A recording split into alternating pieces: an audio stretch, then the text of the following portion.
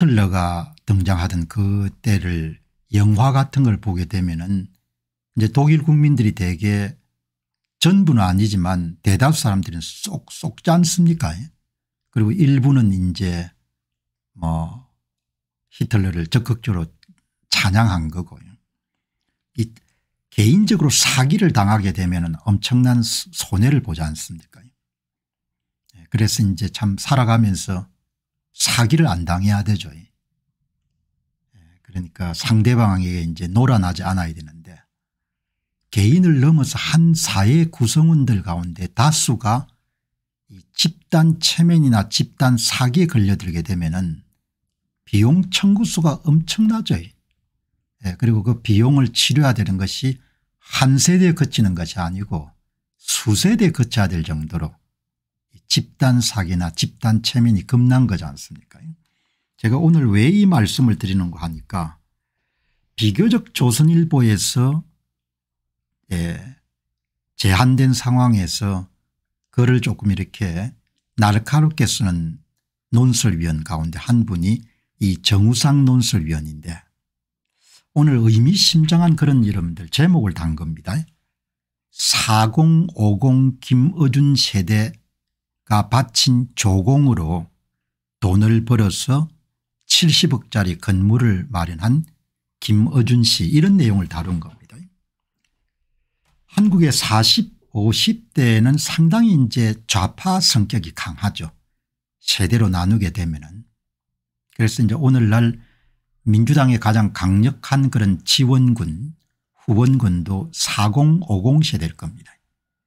혹자는 전교조정에 영향을 받았다 뭐 이렇게 이야기하지만 어떻든 그 원인은 복잡하겠지만 나타난 현상은 대한민국의 4050 세대가 대한민국을 구성하는 청장년층 노년층을 통틀어서 가장 좌파 색채가 강하기 때문에 이 사람들이 투표에서도 많은 영향을 미치지 않습니까? 뭐 이런 이야기를 이제 하기 때문에 제가 이걸 또 보고 여러분들 뭐 번뜩 여러분 머리에 스쳐가는 것은 그래 집단적으로 쏘으면은 대책이 없다. 쏘으면은 가난해질 것이고 어마어마하게 어렵게 될 것이다. 그런 생각이 글을 다 보지 않더라도 그냥 제목만 보고 머릿속에 떠오르는 겁니다.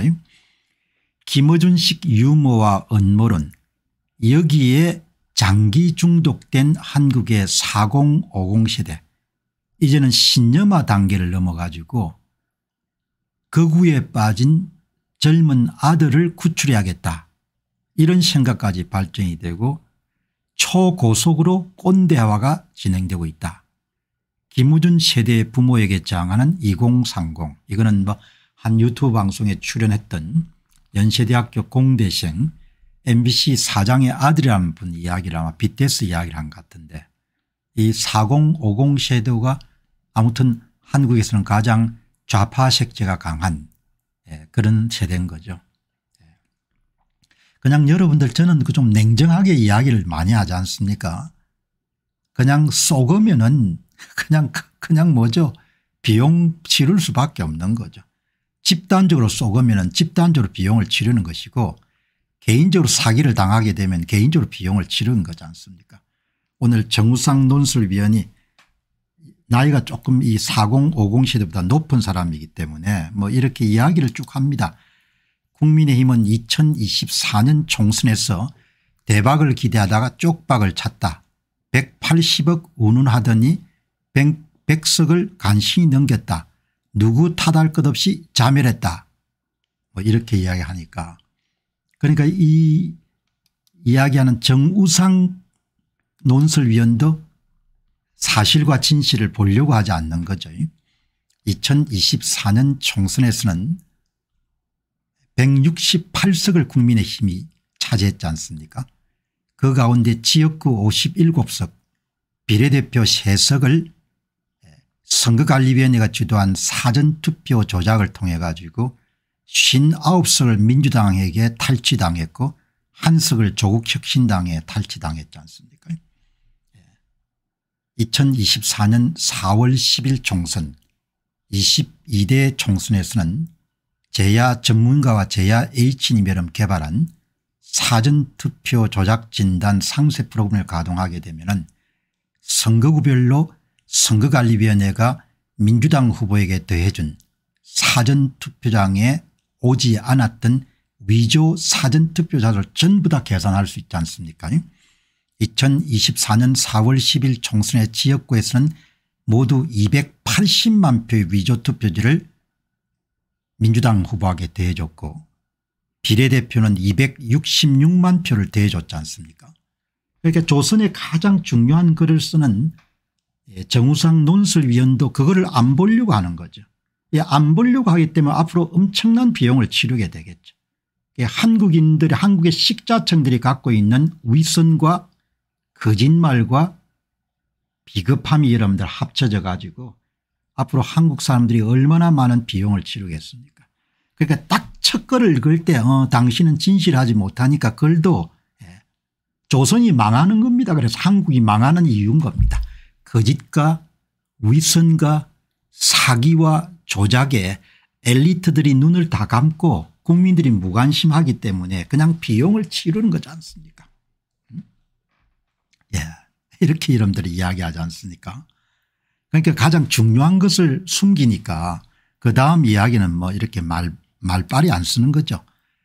예, 낙곰수식 개그와 음모론은 중도성이 강했다. 분리하면 음모론을 퍼뜨렸고 사실과 증거를 제시하면 보강 취재하겠다면서 팬들을 쏘겠다. 4050 세대들이 전부 다 사기를 당하는 겁니다. 지금이야 헬렐레가 좋아하겠죠. 예. 인생은 짧다고 하지만 노후가 길지 않습니까? 노후에 전부 다 비용을 치르겠죠. 비용 치르지 않고 넘어가는 게 없지 않습니까? 예. 중독성이 강한 음모론에 자발적으로 혹은 다위에 따라서 이런들 쏘가 넘어간 4050 세대들이 전부 다 비용을 치르게 됐죠. 뭐 본인들이 선택했으니까 본인들은 억울 안 할 수가 있는데 젊은 세대들이 굉장히 많이 비용을 치르게 되겠죠. 그 내용이 전반적인 겁니다. 40대 민주당 지지율은 55%, 50대는 46%, 20대는 28%, 60대는 36%인 거죠. 한국의 가장 심하게 자양장된 그런 세대가 4050 세대인 거죠. 뭐 지금이야 해피할 겁니다. 해피한데 이제 나라가 곤두박질 치게 되면은 그러면은 그때 이제 뭐 깨우치기 힘들겠죠. 그냥 끝까지 그렇게 믿고 살다가 그렇게 이제 가난해지게 되면 이제 많이 느끼겠죠. 김어준에게 가짜 여기 보시면 한동훈이 매일 출근하면서 털보 방송 애청자였다고 했습니다. 그러니까 한심한 거죠 한마디로. 사실과 진실을辨별할 수 있는 눈이 없으면 투자도 실패하고 사회생활도 실패하지 않습니까? 사실과 진실을辨별할 수 있는 지혜하고 사려 분별이 없으면은 자신을 망치고 가족들을 굉장히 어렵게 하는 거죠. 히틀러 여러분들 믿고 따라가지고 이런 독일 국민들이 박살나지 않습니까? 그거 똑같은 거죠. 김어준에게 가짜뉴스는 수치가 아니라 훈장이고 1970년대생을 처음 규정한 말은 X세대였고 그러나 어느 날 그들이 급속히 꼰대가 됐고 탄핵 반대 시위에 나간 자녀에게 내가 못 배워서 그렇다고 타박했다. 한 비판 이론 전문가라는 교수는 아들을 극우에서 구출해냈다고 자랑했다. 이렇게 보이는 겁니다. 제가 뭐 설득할 이런 의지는 별로 의도는 없습니다. 왜냐하면 신념화 단계이기 때문에 피눈물 나는 비용을 치르지 않고서는 깨우치기가 힘들고 피눈물 나는 여러분들 비용을 치를 때도 다른 데에 아마 탓을 돌리겠죠. 그게 아주 비극적인 겁니다. 그냥 그렇게 되는데 오늘 정우상 씨가 이렇게 글을 쓰셨기 때문에 돈을 좋아하죠. 몇 년 전 김어준을 잘 아는 이에게 그는 어떤 사람인지 물었다. 어준이는 말이야 이념이나 가치로 움직이는 아이가 아니야. 어준이로 움직이는 100% 돈이야. 돈이죠. 거기 이제 쏘가 넘어가가지고 여러분들 조공을 바쳐가지고 기본윤 씨야 이런 부자가 되고 뭐 행복하겠죠. 세대와 나라가 엄청나게 망가지겠죠. 전부 다 부정선거에 입을 다물지 않습니까? 세상에 그런 일이 어딨냐고. 나라가 박살이 나봐야 정신들을 번쩍 차리겠죠. 돈을 버는 겁니다. 이렇게 거짓말을 퍼뜨려 가지고 사기를 쳐 가지고 그 사기를 사기라고 못 알아보니까 그러니까 바보천치가 되는 거죠. 김어준 세대 20년 뒤가 궁금하다. 여전히 김어준 방송을 들으며 쫄지마 씨 뭐 나는 영 세븐티를 외치며 자식과 손주에게 잔소리나 하지 말았으면 한다. 제가 여러분 오늘 정우상 씨 칼럼을 정우상 씨가 아마 1960년대 아마 생일 겁니다. 소개하는 이유는 김어준 세대의 20년 뒤가 궁금하다. 제 이야기는 궁금할 필요가 없다 이야기죠. 부정선거 덮이고 나면은 나라 전체가 이런 박살이 날 거라는 겁니다. 저주가 아니고. 그러니까 김어준 세대 20년 뒤가 궁금할 필요가 하나도 없는 겁니다. 나는 눈앞에 후원이 펼쳐지는 겁니다. 김어준 세대 20년 뒤가 궁금하다. 하나도 궁금할 게 없다. 억수로 가난해져 있겠죠. 예. 전번에 보니까 쿠바 다큐멘터리를 보니까 쿠바 혁명의 이름들 가담했던 나이든 세대가 인터뷰한 것을 볼 기회가 있었는데 뭐 지금도 여러분들 거기에 대한 프라이드를 갖고 사는 거죠. 프라이드를 갖지 않으면은 자기 인생 전체를 여러분들 부인해야 되니까. 그러나 얼마나 여러분들 가난해졌습니까? 비극적인 거죠. 김어준 세대 20년 뒤가 궁금하다. 궁금할 게 하나도 없다는 겁니다. 어마어마하게 가난해질 거란 이야기죠. 그러니까 참 세상 살면서 사실과 진실을 외면하고 거짓에 놀아나게 되면은 선전선동의 여러분들 눈이 가리고 귀가 가려지게 되면은 얼마나 비참해지겠습니까? 속임수를 당하는 것은 굉장히 이런 뼈아픈 거거든요. 한 세대가 속임수를 당하게 되면은 얼마나 비극적인 앞날이 펼쳐지겠습니까? 지금이야 뭐 해외여행들 다니고 두둑하게 이런 봉급도 나오고 하니까 다 해피하겠죠. 인생 생각보다 이런 깁니다. 사람은 가는 날이 정해져 있지 않지 않습니까? 60대가 이런 접어들었어도 가는 날이 정해져 있지 않기 때문에 어마어마하게 오래 살 수도 있지 않습니까? 그러면 여러분들 당대 천부를 다 보고 여러분 갈 겁니다. 자신들이 이런 범한 젊은 날의 가오에 대해서. 여기 보시게 되면은 어리석은 민주당 지지한 국민들이 어리석다는 이야기가 가장 가슴에 와닿은 거죠. 어리석으면 안 되는 거죠. 야무지야 되고. 이 와중에 이런 4월 달에 중국의 무비자로 이런 사람들 받아들이는 거 보시기 바랍니다. 나라를 독립국가로 여러분들 유지할 그런 의지가 있냐 이야기예요. 내가 보기에는 의지가 없는 것 같아. 한국의 지도층들이. 이 나라를 독립국가로 유지할 이런 의지가 없는 겁니다. 얼마나 어리석습니까? 어리석으면 그냥 골로 가는 겁니다. 그죠? 사람이 야무지고 분별력이 있어야 될 거 아닙니까? 어마어마하게 여러분들 깁니다. 후반부가. 물론 주변에 젊은 날에 이제 은퇴하고 난 다음에 병을 얻거나 그렇게 해서 좀 일찍 세상을 떠나는 사람도 있지만 뭐 평균적으로 보게 되면 지금 수명이 엄청나게 길어지니까 20년 30년 사는 동안 나라가 올라간 만큼 이런 곤두박질 치는 것을 볼 거 아닙니까? 거짓과 여러분들 진실을 변별할 수 있어야 자기를 구하고 여러분 가족을 구할 수 있는 거지 않습니까? 나라도 구하고. 자, 이 진중권 씨가 필력도 있고 똑똑하지 않습니까? 그런데 참 가끔가다 사안에 대한 부분을 보게 되면은 참 이렇게 어리석은 부분도 많구나 그런 생각을 자주 하게 되는 거죠. 지금 대한민국의 문제의 뿌리는 부정선거 때문에 발생한 거지 않습니까? 제가 자주 이야기하지만 인류 역사에서 20년 넘게 부정선거를 하는 나라가 어디 있습니까? 20년 넘게 부정선거를 하는 나라도 없고 20년 넘게 부정선거를 선거를 담당하는 공무원들이 주도하는 나라도 없고 부정선거 증거가 태산 이상으로 축적됐는데 그걸 전부가 이름 덮으려고 혈안이 돼 있는 나라도 없는 거죠. 진중권 씨도 여러분들 필력이 뛰어나지만 부정선거는 일체의 입을 다물지 않습니까? 그거를 깔아뭉개니까 그 뒤에 나오는 주장이나 의견이나 대안들이 전부가 엉망진창인 거죠. 오늘 제가 이걸 다루는 것은 시사저널에서 아마 진중권 씨가 인터뷰한 내용들이 실렸던 모양입니다. 윤 대통령이 탄핵 기각이 되면은 대한민국이 카오스가 될 것이다. 결국 가야 할 것이다. 저는 제 자신을 상당히 여러분들 좋아하는 부분 가운데 하나가 무슨 뭐 자리라든지 무슨 학이라든지 이렇게 권위에 대해서 맹종하는 습성이 없는 겁니다. 내가 어떻게 생각하느냐 이게 굉장히 중요한 저의 기준인 거죠. 그래서 진중권 씨가 뭐 명성이 있다 이렇게 해서 진중권 씨가 매사에 이러면 다 똘똘하다 이 생각을 하는 게 아니고 이 이야기 보면 여러분 기가 차지 않습니까? 이게 전부가 어디에 뿌리를 두고 있는 겁니까? 사실과 진실을 변별하려고 하는 그런 태도가 없는 겁니다. 한국의 비극은 거짓입니다. 한국의 비극은 사기입니다. 한국의 비극은 조작인 거죠.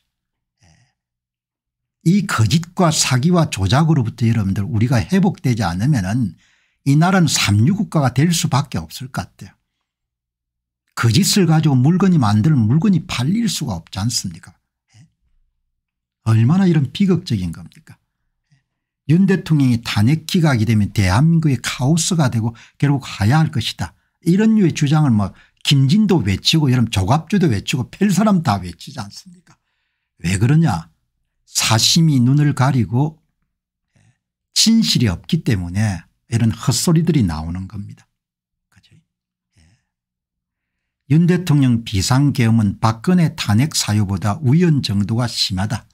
그러니까 우연 사유를 좀 꼼꼼하게 사유하거나 따져보거나 이런 의지가 없는 겁니다. 당연히 선거 부정을 깔아뭉갰으니까 윤 대통령 비상계엄의 뿌리가 시원 물의 본류가 안 보이겠죠. 가장 중요한 문제를 깔아뭉개야 되니까. 지금 조선의 여러분들 농객들이 전부 다 부정선거를 다 깔아뭉개야 되니까 쉽게 해서 대통령 탄핵 인용이나 대통령 파면에 대해서 호의적인 그런 글들을 시작부터 내놨지 않습니까?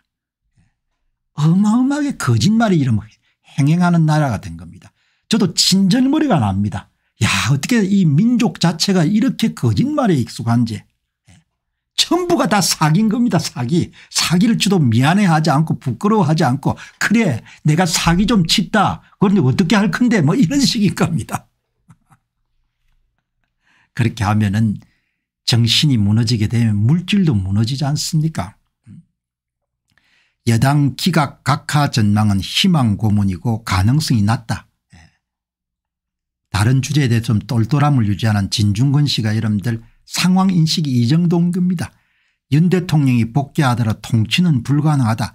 국민 60%가 분노할 것이다. 이런 엉터리 주장을 펼치는 겁니다. 아마 국민 60% 이상의 전폭적인 지지를 받을 겁니다. 이렇게 상황이 이렇게 거짓말을 잘하는 겁니다. 이렇게 사기를 잘 치는 거죠. 이렇게 조작을 잘하는 겁니다. 그러니까 내가 봐도 기가 찬 거예요. 어떻게 이런 사람들이 있을까 이야기죠. 진중권 씨의 이런 주장은 가장 출발을 여러분들 단추를 잘못 끼운 거죠. 부정선거를 덮는데 본인이 손을 들었기 때문에 그 이후에 전개되는 이야기가 전부가 다 사기성이 노후한 글들이 나오는 거죠. 여기 보시면은 선거 부정을 눈을 감았기 때문에 2024년 계엄 이후부터 전부가 여러분 다 뭔고 하니까 탄핵의 정당성을 주장하는 그런 내용들이 다 100% 탄핵 인용된다. 12월 4일자입니다. 그러니까 뭐 이렇게 지식이 많은 게 중요한 게 아니고 사람이 반듯함이 있어야 되는 거죠. 계엄 뒤 1분 50초 사과. 극우 망상에 갇혀 있다.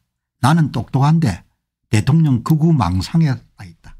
조갑제가 그런 거 아닙니까? 나는 똑똑한데 대통령이 유튜브에 여러분들 완전히 맛이 간 것 같다 이렇게 생각하는, 자기는 똑똑하다고 생각하는 겁니다. 나는 똑똑한데 공병호가 여러분 음모론을 주장하고 있다 이런 거지 않습니까? 조갑제가 뭐가 똑똑합니까? 글은 좀 잘 썼지만 조갑제가 뭐가 똑똑해요? 대수의 법칙 하나 이해를 못하는 이런 영감이 뭐가 똑똑하겠습니까? 대학생보다 못하지 않습니까? AI 검색한 기회를 물어보면 2분 3분이면 다 알 수 있는 것을 뭐죠? 5년 동안 끌고 있는 나라가 돼버린 겁니다. 다들 열심히 사시기 바랍니다. 이 진중권 씨의 이름들 계엄 이후의 모든 발언들은 딱 하나, 시원, 본류, 출발지, 부정선거에 대한 정직성을 유지하지 못했기 때문에 뒤가 전부가 다 이름 꼬이는 겁니다. 정규제도 마찬가지고 조갑제도 마찬가지고 김진도 마찬가지입니다.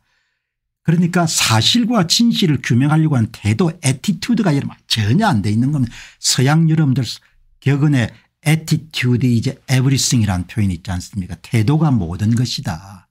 살아가는 태도, 문제를 제대로 규명하려고 하는 태도, 사람을 대하는 태도, 이게 태도가 전부 다 여러분들 영어 표현으로 attitude라는 표현 가장 중요하지 않습니까? 태도가 있어야 되지 않습니까? 오늘 아침 일찍 저와 함께 실방송에 참여하신 분들은 오랫동안 저 방송을 여러분 보시면서 아마 그런 생각을 했겠습니다. 저 양반은 참 진실되게 문제를 추구하는 그런 성향이 강한 사람 같다. 저 양반이 주장하는 내용의 진위 여부를 떠나가지고 저 양반은 사실을 규명하고 진실을 찾기 위해서 굉장히 무척 노력하는 그런 태도나 성향을 가진 인물이다. 그 부분에서는 대부분 사람들이 동의할 겁니다. 사람의 애티튜드가 굉장히 중요하지 않습니까? 그게 여러분들 실종돼 버린 겁니다. 그래서 진중권 씨가 이렇게 여러분들 뭐죠? 아무 말 대잔치를 하는 겁니다. 태도가 진짜 중요하지 않습니까? 진중권 끝나지 않는 부정선거론, 유튜브 얘기를 다 믿는 대통령. 아니 검찰총장 출신의 대통령이 서울법대를 나와가지고 특수동 검사로서 이름 날렸는데, 아니 대통령이 돼가지고 여러분들 유튜브 말을 듣겠냐 이야기죠.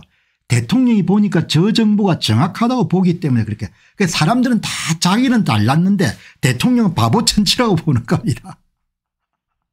어마어마하게 인간이 자기중심적이지만 최소한 저는 내가 똑똑한데 진중권 씨는 바보천치다 이렇게는 이야기를 안 하지 않습니까? 예. 보시기 바랍니다. 진중권 부정선거 음모론을 펼치금 지금 입장을 밝혀라. 아무리 문과 출신이지만 4.15 총선이 끝나고 5년이 지나가도 진중권 씨 입에서 부정선거 음모론이라는 단어가 나오는 겁니다. 그거는 지적으로 완전히 파산 상태라는 겁니다. 거짓을 하면 안 되는 거죠. 지금 대한민국은 거짓말 때문에 잘못하면 망할 겁니다. 거짓말. 김용빈이가 입만 열면 거짓말 하지 않습니까? 노태하기가 입만 열면 거짓말 하지 않습니까? 권영시와 권성동이 입만 열면 선거에 대한 거짓말 하지 않습니까? 딱 시침이 떼고 전부 다 여러분들 거짓말 하지 않습니까? 거짓말 해가 여러분 나라가 어떻게 흥하겠습니까? 나라가 흥할 수가 없는 거죠. 거짓말 해가지고. 아니 여러분 보시기 바랍니다. 엔비디아한테 납품을 하는데 1년 내내 뭐죠? 다음 때는 이런 엔비디아 퀄리티 테스트가 통과한다. 다음번에는 이런 퀄리티 테스트가 통과한다. 품질 테스트가 통과한다. 삼성전자 1년 내내 뭡니까? 투자자는 뭐라고 했는 거 아니까? 예? 고대 역폭 메모리를 다음 달이면 통과한다. 다음 달이면 통과한다. 다음 달이면 통과한다. 그게 1년이 훌쩍 넘은 겁니다. 삼성전자 내부도 어마어마하게 모랄이 무너진 겁니다. 엔비디아가 여러분 왜 허락을 안 하겠습니까? 퀄리티 테스트에 여러분 만족을 못하니까 여러분들 제품을 못 받아들이는 거지 않습니까? 그렇게 가면 안 되는 거죠. 이게 여러분 정말 한국 사람들은 진실을 좀 되찾아야 되는 겁니다. 반듯함을. 반듯함을 되찾기 위해서 이런 정신개조운동이라 좀 벌려야 될 것 같습니다. 왜냐하면 나라가 망할 수도 있으니까. 여기 보시면은 이게 2020년 5월 4일 이 태도에서 하나도 5년 동안 바뀐 게 없는 겁니다. 진중권 씨가 부정선거가 가능하다고 믿는다면 의사와 상담해야 된다. 이 이야기에서 조갑제도 이름 5년 동안 하나도 바뀐 게 없고 정규제도 바뀐 게 없고 김진도 바뀐 게 없고 진종구이도 바뀐 게 하나도 없는 겁니다. 5년 동안 그 여러분들 엄청난 분석과 여러분들 증거물이 축적이 됐는데 정말 여러분들 대통령 탄핵과 관련된 선거 문제도 중요하지만 한국은 정말 정신적으로 윤리적으로 정말 문제가 많은 것 같아요. 거짓을 거짓이라고 할 수 없는 사회가 돼버린 거죠. 여러분 무슨 일이든 간에 문제가 생기게 되면은 개인의 사적인 삶에서도 문제의 뿌리가 무엇인지를 여러분들 규명을 해야 되지 않습니까? 너무 정직하지 않은 것 같아요. 정직이 돈을 주고 사는 건 아니지 않습니까? 어떻게 하다 나라가 이 지경까지 왔는지 정직하지가 않은 거예요. 정직하지가 않으니까 여러분 어떻게 되겠습니까? 정직하지가 않으니까. 문제의 뿌리가 있으면은 문제의 뿌리를 찾아야 될 거 아닙니까? 진중권 씨가 이 프로그램을 보면은 이 보시기 바랍니다. 이게 어제 여름 내보냈던 2018년도 경상남도 창원시 마산 회원구하고 김해시의 2018년 지방선거에서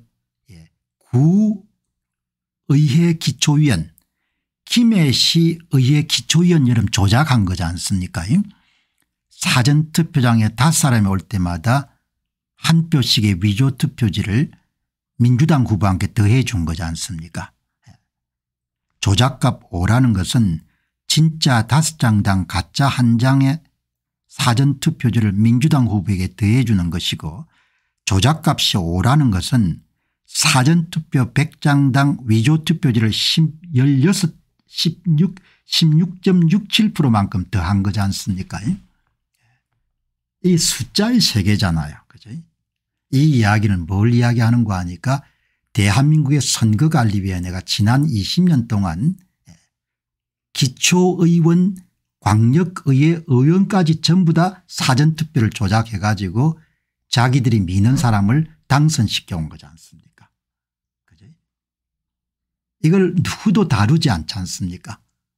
대한민국의 주류 언론만 나무랄 필요가 없는 거고 이 거짓을 여러분들 진실을 다 덮었던 죄가를 한국인들이 앞으로 얼마나 심하게 치르겠습니까? 그죠? 여러분 지금 보시는 이거는 제야 H님이 1년 6개월간 노력을 해가지고 모두 9개의 사전투표 조작 진단 상세 프로그램을 완성을 했지 않습니까? 입력자료는 선거관리위원회가 발표한 공식 데이터입니다. 위조 투표지를 몇 장을 집어넣은지가 전부가 여러분들 밝혀진 거지 않습니까? 이거 여러분 표를 누가 여러분 집어넣었습니까? 선거관리위원회가 집어넣었잖아요. 표를 누가 여러분 받았으면 수혜자가 뭡니까? 민주당이 받은 거지 않습니까? 그래서 대한민국의 부정선거는 민주당이 주도한 내란이고 선거관리위가 집행한 내란이고 호남 출신 인사들이 대거 참여한 내란이다 제가 이야기하지 않습니까? 제가 과장을 하거나 이해관계가 없는 사람이기 때문에 제 이야기에 귀를 기울여야 되는 거죠. 정치판에 있으면 정치를 더 해야 되기 때문에 거짓말을 할 수가 있지 않습니까? 제 얼굴 보시기 바랍니다. 저는 거짓말을 할 수 없지 않습니까? 거짓말할 의지가 없는 겁니다. 거짓말을 할 수 있는 동기가 없는 겁니다. 거짓말을 여러분들 천년스럽게 할 수 있는 성품 자체가 없는 겁니다. 이 보시기 바랍니다.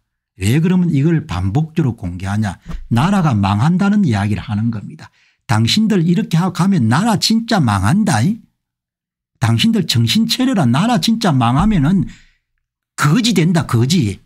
그 이야기를 하는 거지 않습니까?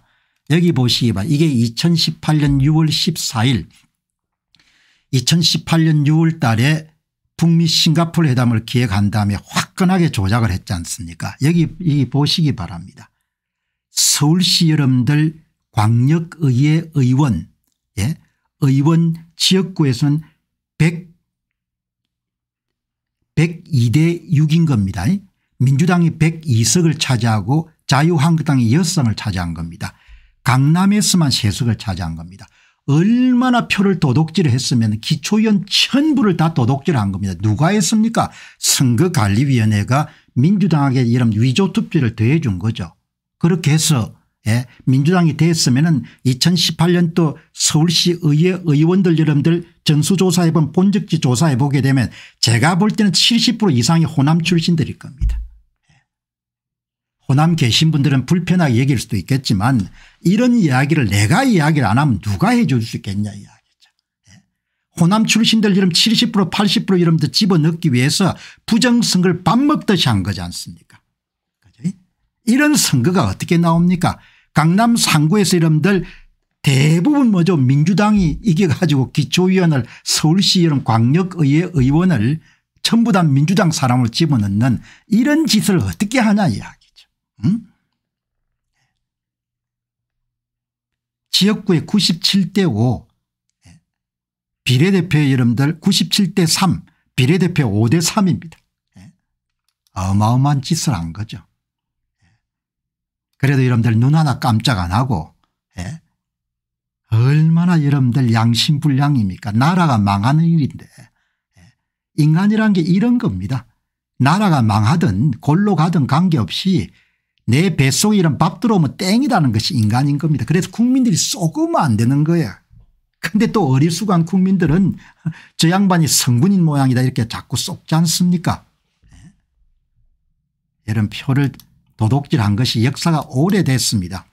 2006년 결과하고 2010년부터 결과 보시기 바랍니다. 한나라당이 굉장히 적게 당선되는 건데 무슨 이야기인가 하니까 조작이 2010년도에 여러분들 국내 부재자 투표 해외 부재자 투표를 조작을 많이 하기 시작한 겁니다. 2012년 자료를 조사해 보면 전부 다 뭡니까? 부재자 투표에 표를 받는 척이 수혜청이 민주당이지 않습니까? 대한민국의 부정선거는 호남 출신들이 권력을 잡아보니까 좋고 인구 구성비의 15% 정도밖에 안 되니까 부정선거를 해가지고 권력을 오래 누려야겠다. 그렇게 해서 김대중 정부가 판단해가 시작이 된 겁니다. 그래서 대한민국의 부정선거의 중심은 호남 출신들이 있는 겁니다. 그 문제를 해결할 수가 없고 정직하게 볼 수가 없으면 대한민국은 골로 갈 겁니다. 골로. 진짜 골로 갈 겁니다. 보시기 바랍니다. 2012년 여러분들 총선 자료는 나오지 않았는데 총선 때 이미 여러분들 분석을 해보게 되면은 전부 다 이런 위조투표제가 민주당으로 더해지지 않습니까? JRH님의 사전투표 조작 진단 프로그램 2018년 결과를 보시면 전부 다 표를 더해줘 가지고 차이값 그래프 관내 사전 빼기 당일 투표 투표를 뚱뚱합니다. 이런 짓들을 다 해가 권력을 전부 다 도둑질한 겁니다. 모든 선거구에 다 종로 1선거구 2선거구 중구 1선거구 전부 다 조작을 해가지고 이게 여러분들 중구 1선거구 중구 2선거구 전부 다 조작을 해가지고 그래서 뭡니까 형님도 한 자리고 동생도 한 자리 이게 2014년도 민주당의 서울구청장 호남 출신 17인 68%입니다. 인구 15%밖에 안 되는 지역에서 여러분들 호남 출신들이 68% 이런 민주당 후보가 나온 겁니다. 공 박사 우리가 좀 해 먹으면 어떻노 이렇게 생각하실 분이 있을 겁니다. 뭐 그렇게 생각하는 사람들 할 수가 없는 거죠. 이 보시기에 이게 2018년도에 민주당 서울구청장 호남 출신 19인 당 본인이 여러분들 호남 출신이니까 뭐 처가지까지 합치면 뭡니까 20명이 훌쩍 여러분 넘겠죠. 위조투표에 집어넣어 놓은 거 보시기 바랍니다. 이런 짓들 해야 전남 곡성 전남 순천 전남 여수 전남 장성 전남 야전 전부 다 해쳐먹는 겁니다. 해쳐먹으라 이야기죠. 나라가 망할 거니까. 나라가 진짜 망하는 겁니다. 나라 망하지 않으려고 여러분들 제가 선거 문제를 계속 다루는 겁니다. 나라가 망하지는 않아야 될 거 아닙니까?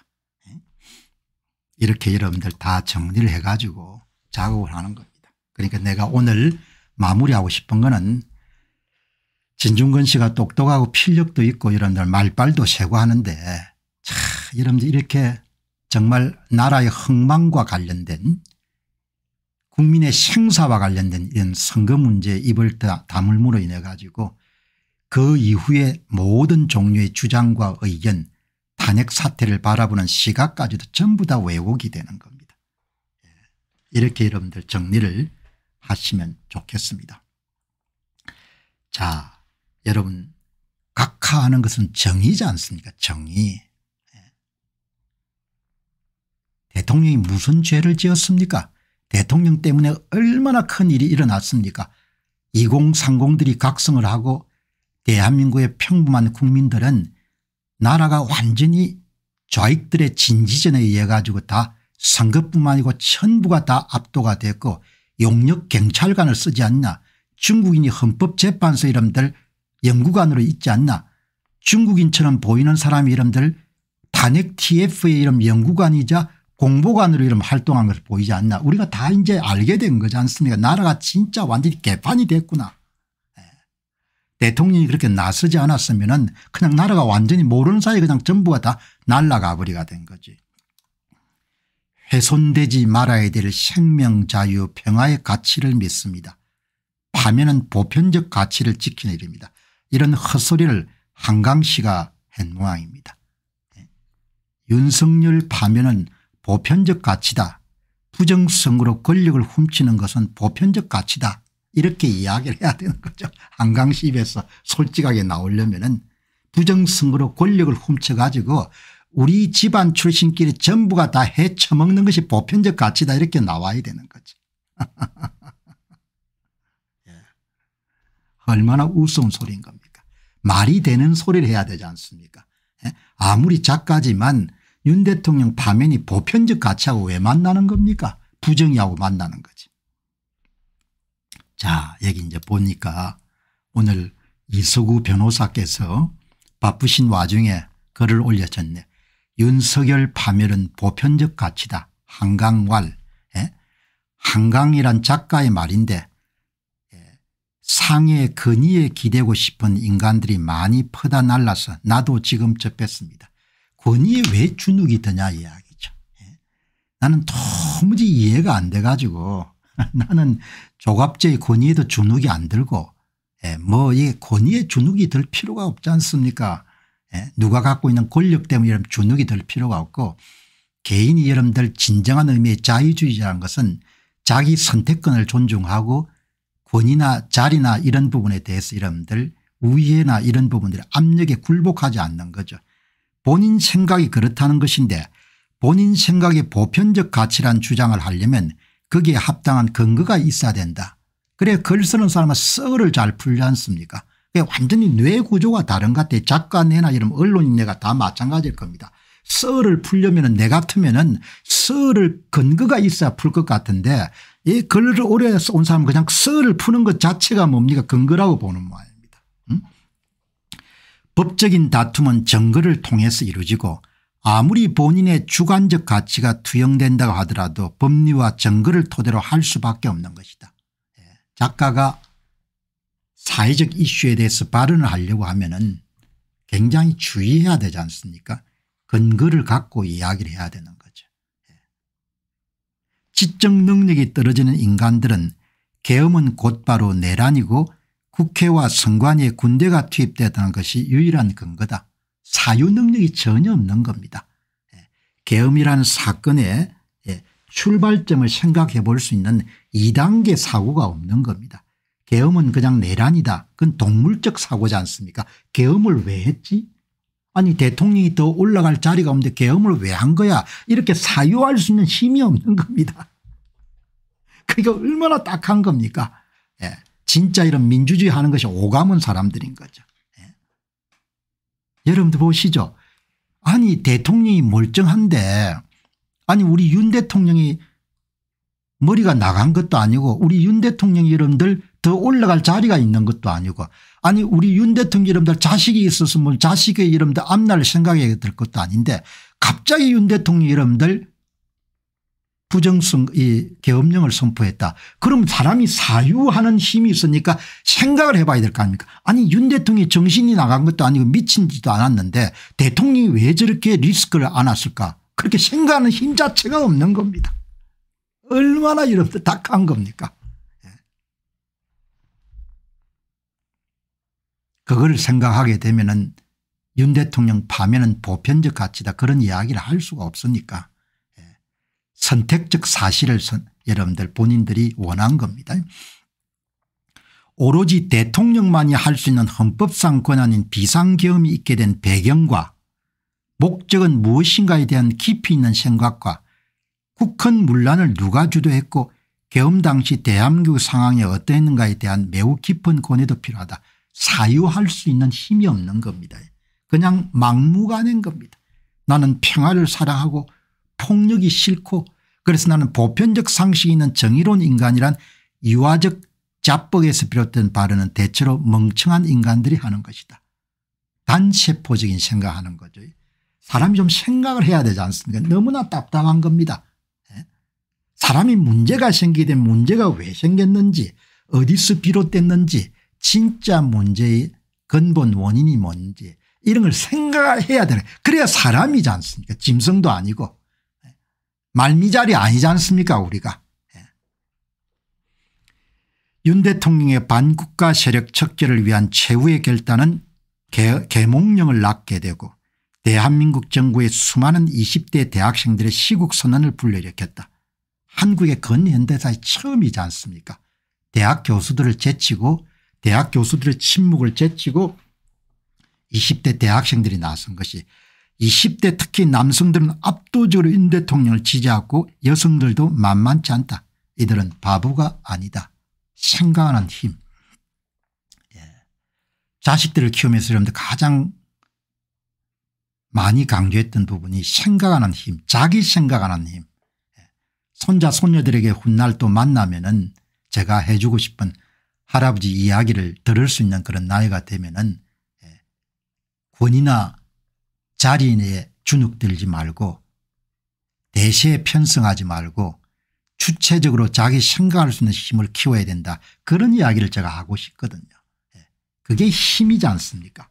우리는 그런 교육을 못 받았고 성장하면서 뭔가 아쉬움이란 것이 생각하는 그런 좀 힘을 더 키울 수 있었으면 더 좋지 않았겠냐 그런 생각이 드는 거죠. 여기 보시면은 이 JTBC가 어마어마하게 여러분들 악행을 저지르고 있지 않습니까? 그 이야기를 이수구 변호사가 하는 겁니다.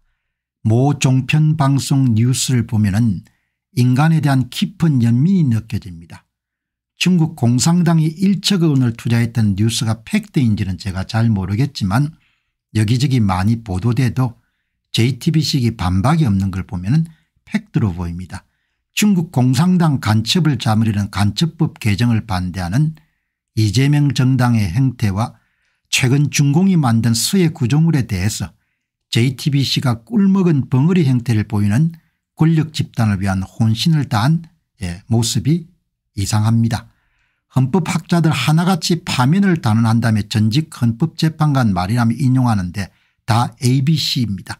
진짜 헌재 재판관의 말을 인용한다면 전직 헌재 재판관을 했던 법조인이 본인 실명을 공개 안 할 이유가 없는 겁니다. 나라가 어려워지고 국민들이 노예 상태에 이런 빠지는 것을 적극적으로 독려하고 찬양하고 부역하는 그런 방송사 가운데 하나가 돼버린 거죠. 제가 자주 말씀드렸지만 JT방송은 사주되는 사주의 아버지가 1960년 3.15 부정선거 당시에 법무부 장관이었고 경무대 발표 당시에 내무부 장관이었기 때문에 사실 여러분들 굉장히 어려운 처지에 있었죠. 아마 돌아가신 호암 이병철 회장 같으신 분이 인재를 아껴서 이런 구명운동에 낫지 않았으면은 그러면은 굉장히 더 큰 어려움을 겪었을 겁니다. 그런 역사가 있지 않습니까? 역사가 있기 때문에 중앙일보하고 JTBC는 조금 더 부정선거 문제에 조금 더 중립적인 태도를 가지려고 노력해야 되는 거죠. 이렇게 이런 이수구 변호사 눈에 사사건건이 뭐죠? 모든 걸 덮는 쪽으로 보이는 겁니다. 저 젊은 기자 또는 방송인들은 살기 위해서 저렇게 할 것입니다. 저들은 잘 살고 싶은 것입니다. 내 직장이 무사하고 내 이익이 많아지고 싶은 겁니다. 그래서 이해되는 면도 있지만 그래도 한계선이라는 게 있습니다.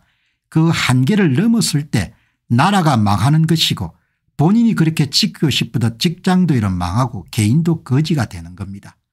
결국 내로남불과 남의 것을 빼먹고 세금 빼먹는 짓만 하다가 나라가 망한 이후에 정신 차리는 게 좌파 돼지들이 하는 짓입니다.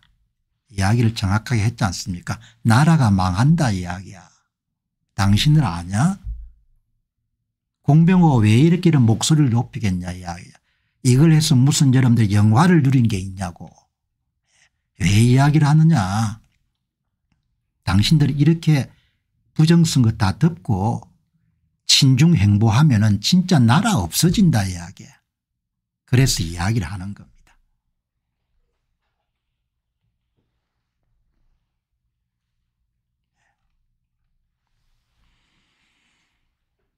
자, 여기 보시면은 나이 들어가면서 나이가 이런 뱃설이 아니니까 참 조신하게 살아야 되는 거죠.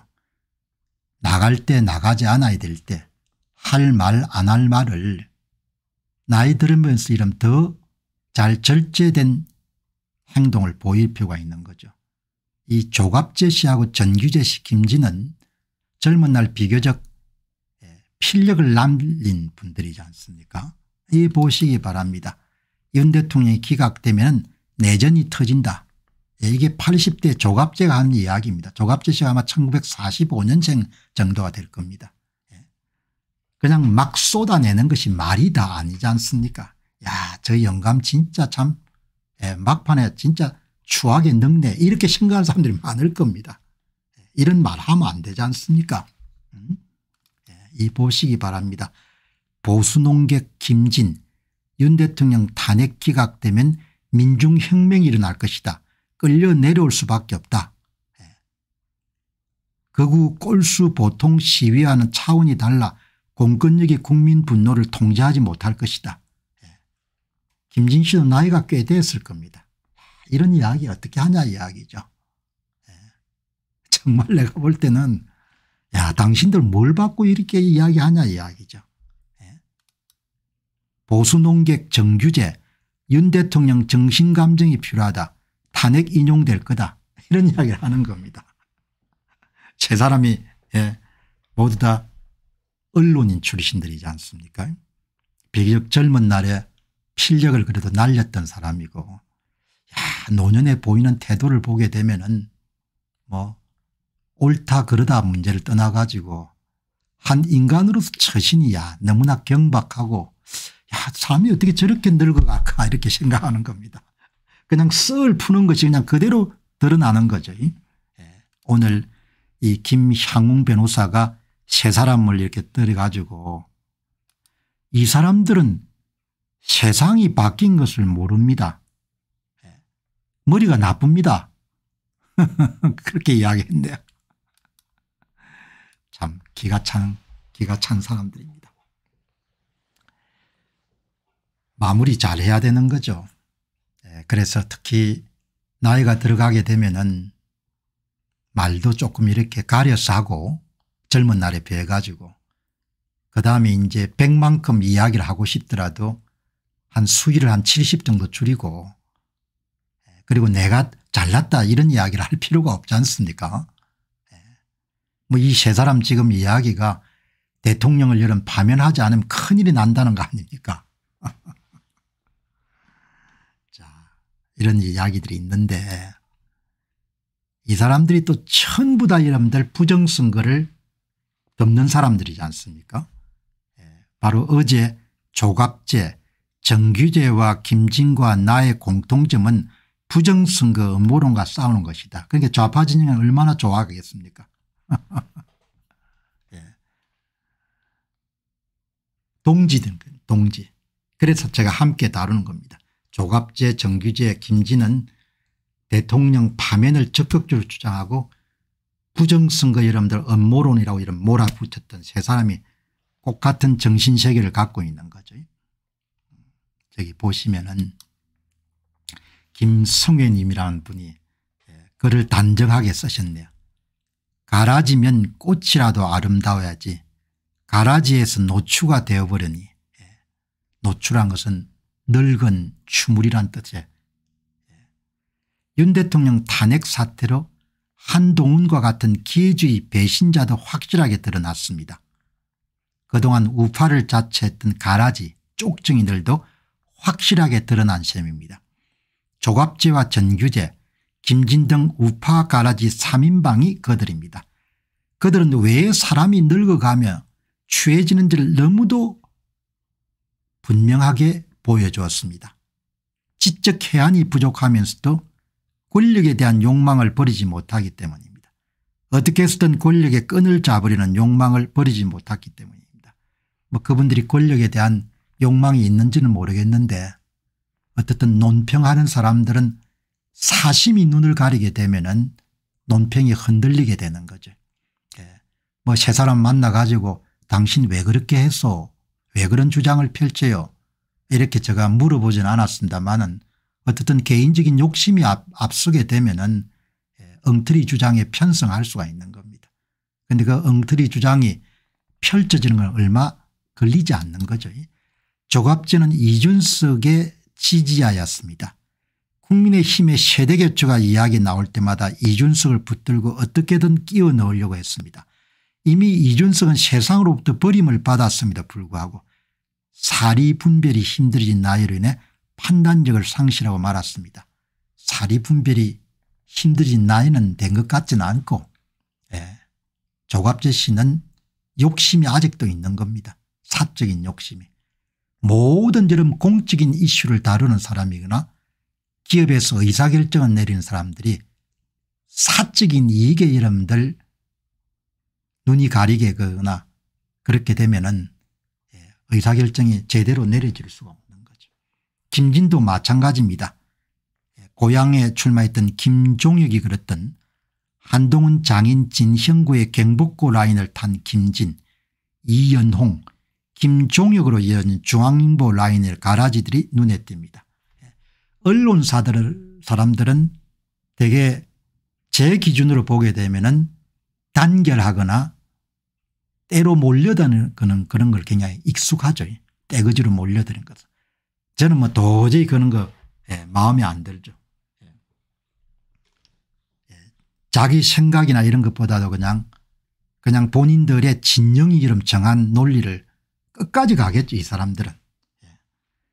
한동훈 라인의 조마조마한 마음을 숨기지 못하고 윤 대통령 탄핵이 기각되면은 내란이 일어날 것이라고 선동하고 있습니다. 정규전은 한술 더 떴습니다. 몇 마디 말로 박근혜 대통령이 발탁되었다가 부산시장에 출마하고 쓴맛을 보더니 아예 맛이 가버렸습니다. MBC가 조작 선동을 하려고 이재명하고 대담을 만들어 주었더니 명비어천가를 떠들고 있었습니다. 정규희 씨도 굉장히 실망스러운 사례 가운데 뭐 별로 실망할 거 없고 본래 사람이 그렇습니까. 그래서 사람들은 웃자라며 망합니다. 박근혜 대통령에 발탁되었다가 정의당으로 옮겨버린 이자스민이 그렇고 들판에 피었다가 사람 손에 꺾여 화병에 꽂힌 꽃들과 같습니다. 이내 시들고 쓰레기가 되어버립니다. 자기들이 쓰레기가 된 줄 모른 채 악취를 풍깁니다. 그것이 바로 노추입니다.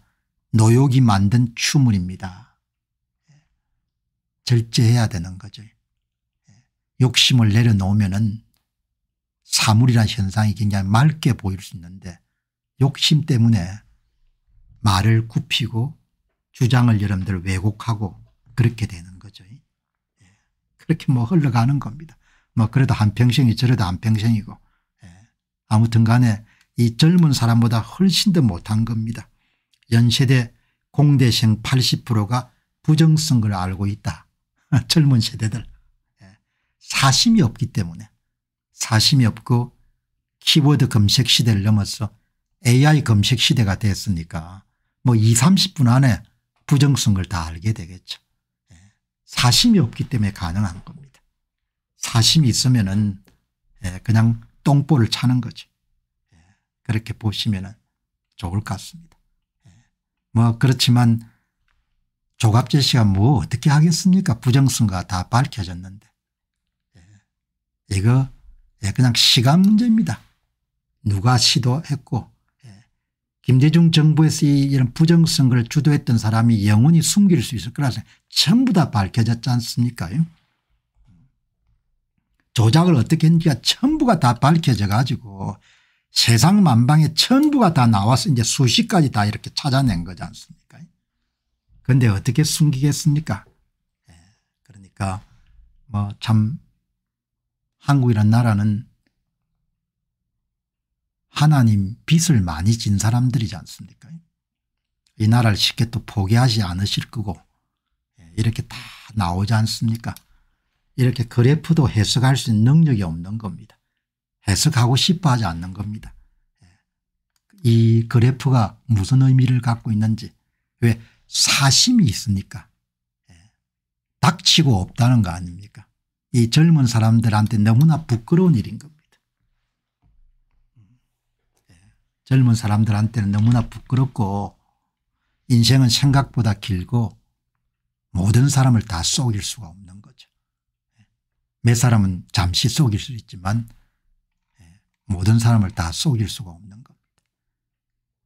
여기 보시면은 이 사전투표 조작진단 상세 프로그램 어마어마하게 여러분들 파워풀한 도구지 않습니까? 부정선거를 전부 다 이렇게 밝히지 않습니까? 2024년 총선에 선거관리위원회가 민주당과 함께 이런 표를 얼마를 떼줬는지 이걸 보고도 여러분들 뭡니까 헛소리를 하니까 전국에 얼마나 여러분들 도둑질을 많이 했습니까? 민주당이 11.01% 국힘당과 기달당이 -11.01% 관내 사전투표자 수의 22%만큼 집어넣은 거죠. 20%만큼 집어넣었으면은 전국 평균이 4장당 1장을 집어넣은 겁니다. 4장당 1장. 4장당 1장을 집어넣으면 진짜 4장에 가짜 1장이면 5니까 1을 5로 나누면 20% 나오지 않습니까? 그죠?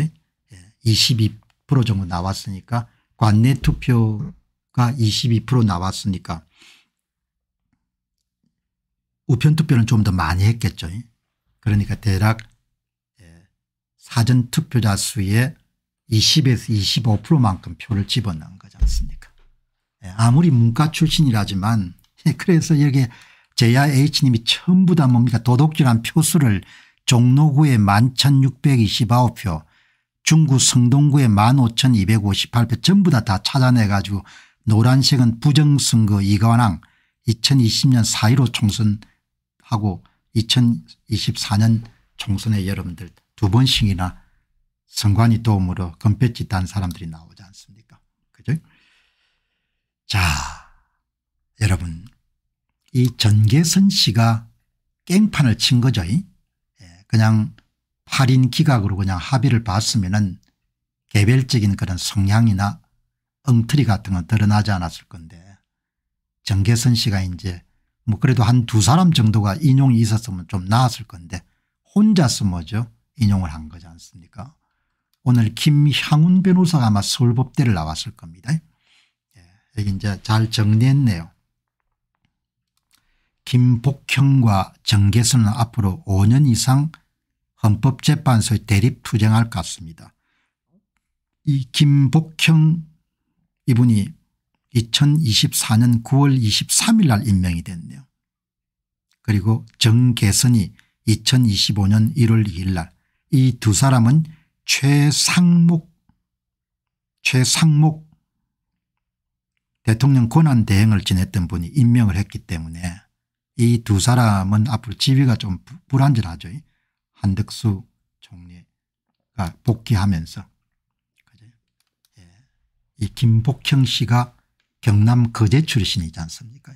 부산여고를 나오고 서울법대를 나오고 정계선 씨도 서울법대를 나온 사람 모양입니다. 김복형 씨가 한 해 정도 윈 모양입니다. 저는 복형 언니가 이길 듯합니다. 김복형 여러분들 헌법재판소 재판관이 굉장히 터프하게 단호하게 생겼다고 합니다.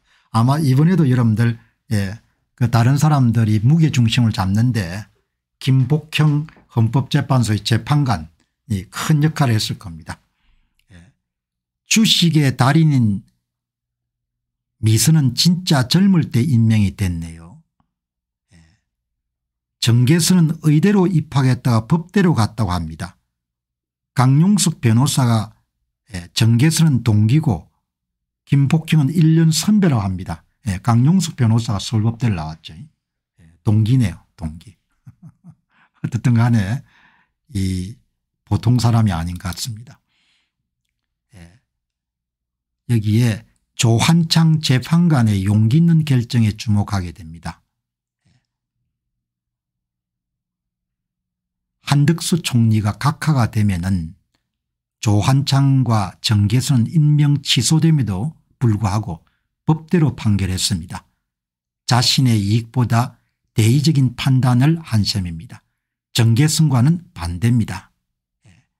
김복형이 연수원의 선배입니다.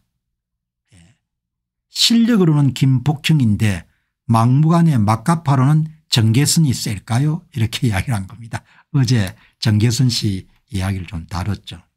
여기 정계선 재판관이고 우리법 연구회 국제인권법 연구회 회장을 지냈네요.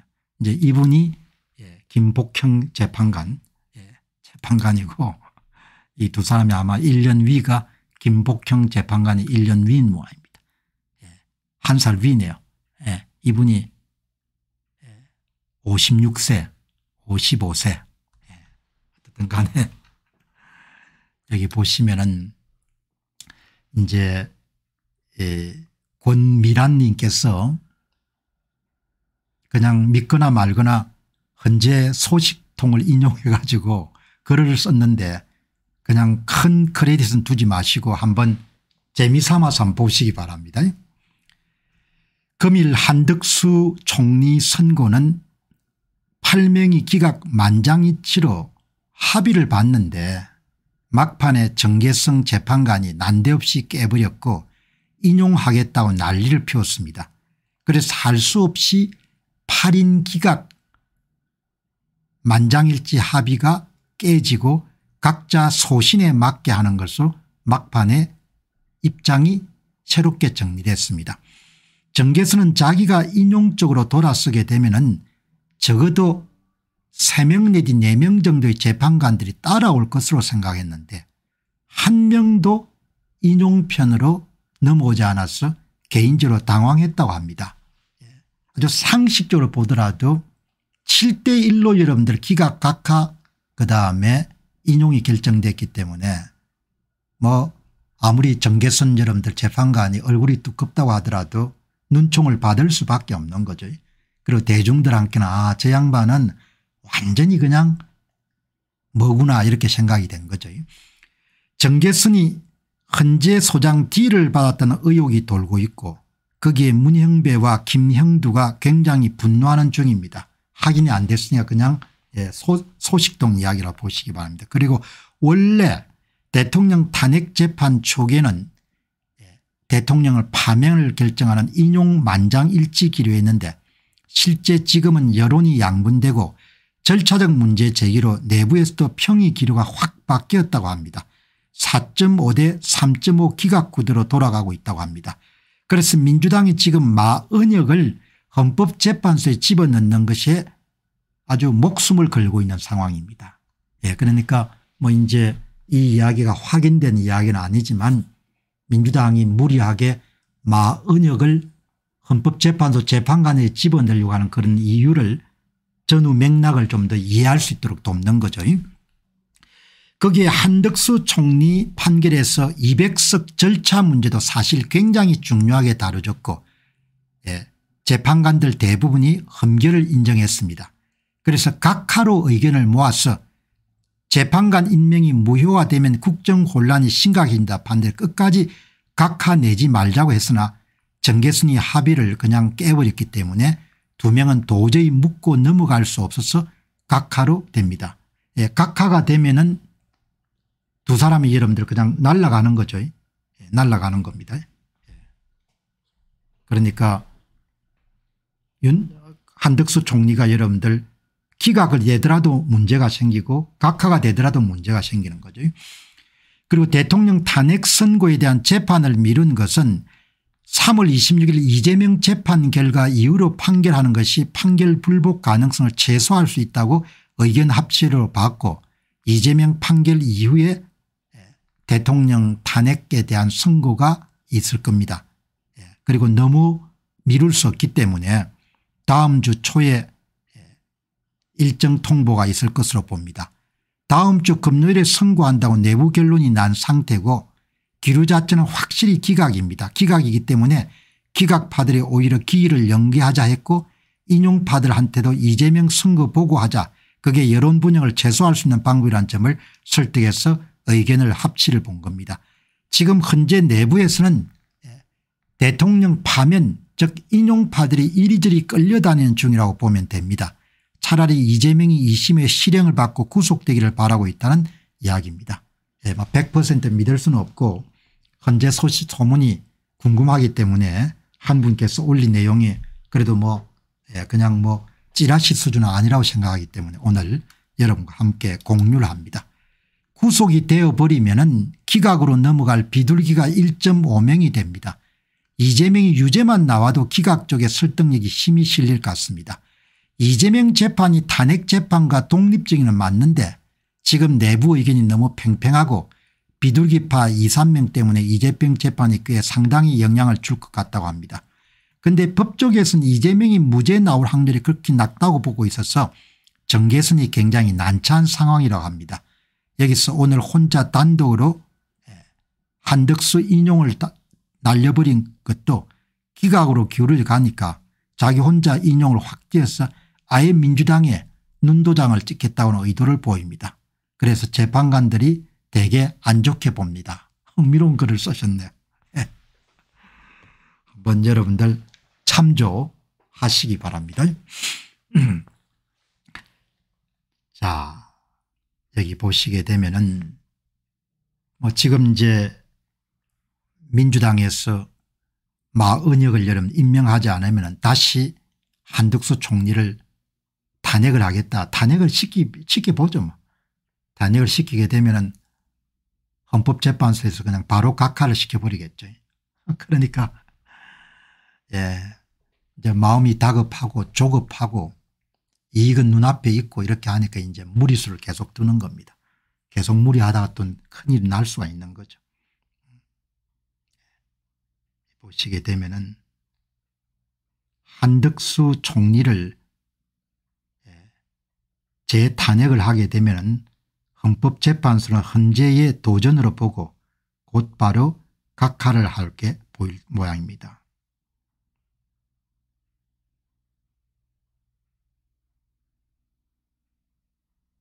네.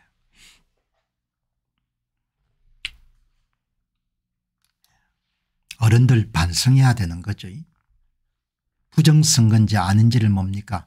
그냥 단박에 알 수 있는 사건을 5년간 여러분들 대부분 재판관들이 듣고 언론사가 다 덮어버린 겁니다.